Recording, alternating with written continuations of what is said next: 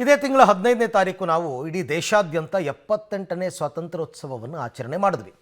ಆದರೆ ಬೆಂಗಳೂರಿನ ನಂದಿನಿ ಲೇಔಟ್ನ ಈ ಬಡಾವಣೆಯ ಹೆಣ್ಮಕ್ಳು ಮಾತ್ರ ಸಂಜೆ ಆಗ್ತಾ ಇದ್ದ ಹಾಗೆಯೇ ತಮ್ಮ ಸ್ವಾತಂತ್ರ್ಯವನ್ನು ಕಳ್ಕೊಂಡ್ಬಿಡ್ತಾರೆ. ಮನೆಯಿಂದ ಹೊರಗೆ ಬರೋದಕ್ಕೂ ಕೂಡ ಹೆದರ್ತಾ ಇದ್ದಾರೆ. ಹಾಗಾದರೆ ಯಾಕೆ ಅಷ್ಟೊಂದು ಭಯ, ಅಂಥದ್ದು ಏನಾಯಿತು ಅಂತ ಒಂದು ಸರ್ತಿ ನೀವೇ ನೋಡ್ಬಿಡಿ.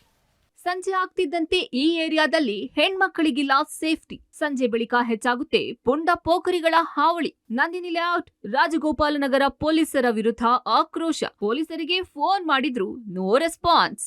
ನಗರದಲ್ಲಿ ಇತ್ತೀಚೆಗೆ ಮಹಿಳೆಯರ ಮೇಲಿನ ದೌರ್ಜನ್ಯ ಪ್ರಕರಣಗಳು ಹೆಚ್ಚಾಗ್ತಿದೆ.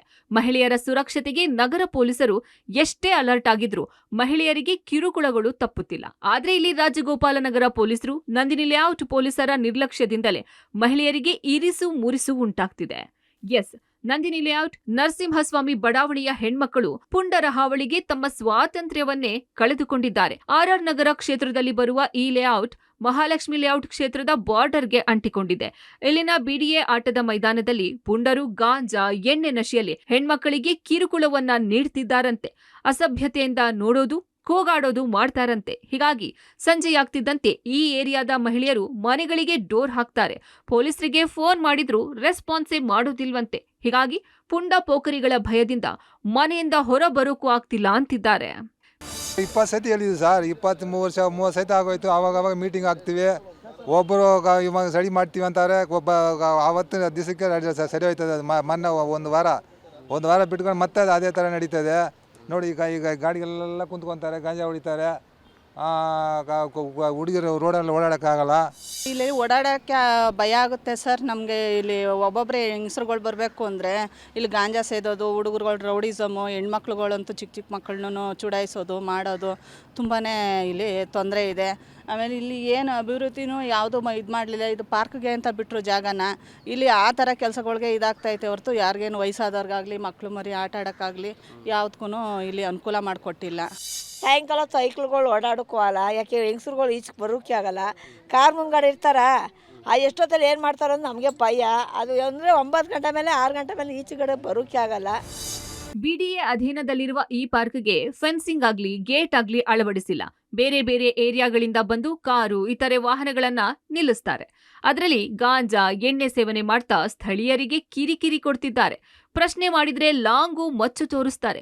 ಬಿಡಿಎ, ಬಿಬಿಎಂಪಿ ಪೊಲೀಸರಿಗೆ ಫೋನ್ ಮಾಡಿ ತಿಳಿಸಿದ್ರು ಕ್ಯಾರೆ ಅಂತಿಲ್ವಂತೆ. ಏನಾದ್ರೂ ಅನಾಹುತ ಆದ ಬಳಿಕವೇ ಅಧಿಕಾರಿಗಳು ಎಚ್ಚೆತ್ತುಕೊಳ್ತಾರಾ ಅಂತ ಕಿಡಿಕಾರ್ತಿದ್ದಾರೆ ಸ್ಥಳೀಯರು.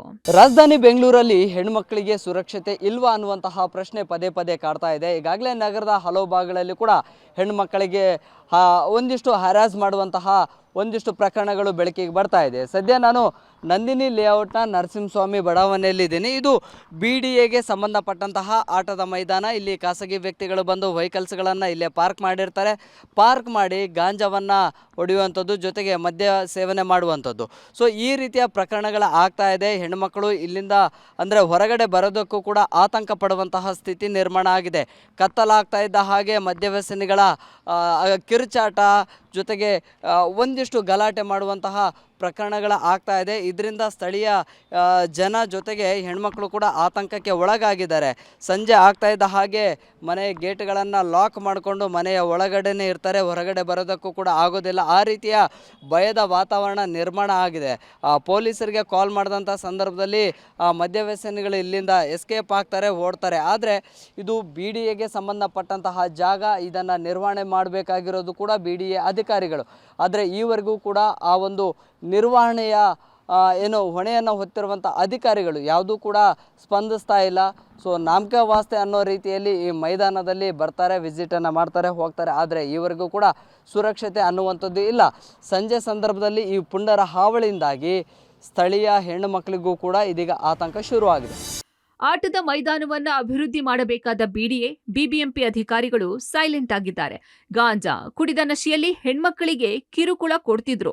ಸ್ಥಳಕ್ಕೆ ಬಾರದ ಪೊಲೀಸರ ವರ್ತನೆಯಿಂದ ಸ್ಥಳೀಯರು ರೋಸಿ ಹೋಗಿದ್ದಾರೆ. ಅದೇನೇ ಆಗ್ಲಿ, ಪುಂಡರ ಹಾವಳಿಗೆ ಬ್ರೇಕ್ ಬೀಳಬೇಕಿದೆ.